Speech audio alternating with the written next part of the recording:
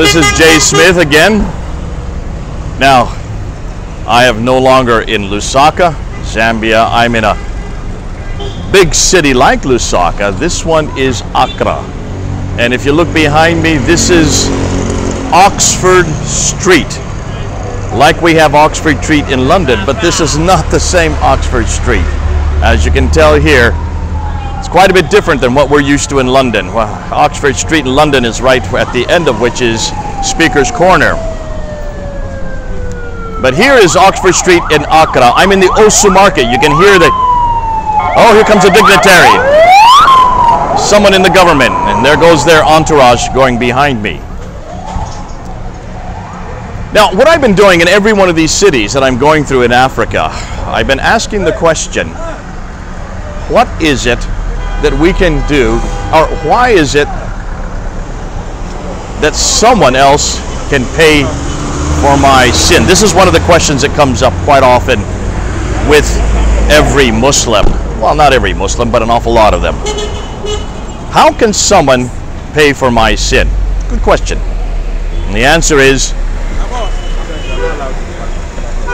no one can pay for my sin. No person can pay for my sin. Because everybody's sinful. There's no way they can pay for my sin. I can't pay for my sin. So no one can pay for my sin. Only he who was sinned against can pay for my sin. All sin, every sin, even a sin against someone else, horizontally, is also against God vertically. Now I can ask forgiveness for someone if I've done something wrong to them, and we can repair that relationship, and we do repair that relationship. We all do that horizontally. That's something that's quite normal. But since every sin impinges upon God as well, how can that sin be paid for? We know that that kind of wages, the wages of that sin is death. Romans 6:23 says that very clearly. So I'm not expecting anybody to pay for my sin, nor can I pay for my sin, because how can I in front of a holy God? How can I ever be back in that presence of that holy God? Only God can pay that sin. And that's a simple answer. There's no other really way to explain it to Muslims. I don't know how else. In fact, I would ask them, put it right back on their lap, who pays for their sin? Because every sin they know is also against God. Who pays for that?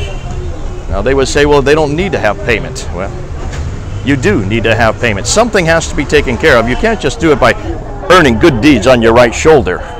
Baraka, baraka, baraka, baraka. You can't do that. That's not good enough. But then, of course, Muslims don't know that sin has thrown us out of the presence of a holy God. No wonder they're not even aware of the fact that sin has to be paid for. Because they've never thought through the fact that if you were once in the presence of a holy God, then how can you get back into the presence of that holy God? Remember, that God cannot even look upon one sin. Habakkuk chapter 1 verse 13. Chapter 1? Verse 13. So here you see why we're asking this question, and this is why we're here on this street. The only man that has so far interrupted me has been a Brit walking by, hearing what I'm saying. Isn't it fascinating? Here in Accra, the only one who wants to dispute with me is a Brit. No one can pay for my sin. I can't pay for my sin. You can't pay for your sin. None of us can pay for our sins. Yet I want to be walking and talking with a holy God. I want to be with him forever. And there's no way that can happen unless God himself takes on that sin. Unless God takes on all sin.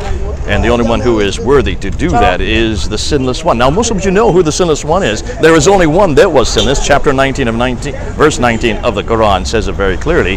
That person who is sinless, the only person who is sinless, is Jesus himself, Jesus Christ. If God is the only one that can pay for that sin, then Jesus has to be God himself. And it was because of that. That's why God had to come to earth. Not just to walk and talk in the cool of the day, not just to be born of the Virgin Mary, though that's important because that fulfills what was already prophesied, but to pay for that sin, he had to die and rise again. He said he did. He said he would there in John 10, and that's why it's so amazing. When I look back and I see what God has done for me, I'm just amazed that he would do that for me. Didn't have to. There's nothing compelling him to. He chose to. What a God. What a Christ. Man, yes. fully man, but fully God. Man on earth, God coming to earth. That God paid for your sin. All you have to do, Muslims and anybody else who's listening to this, is accept that God paid for your sin. Accept that he died and rose again. Once you do that, you can be with him for eternity. And isn't that what we all want anyways, to be with God for eternity? Well, sin has kept us from God. The only way we can be with God is if God had done it for us. God bless you. And what a busy street. Oxford Street. The Ghanaian Oxford Street. This is Jay there. Here in Accra. Over and out.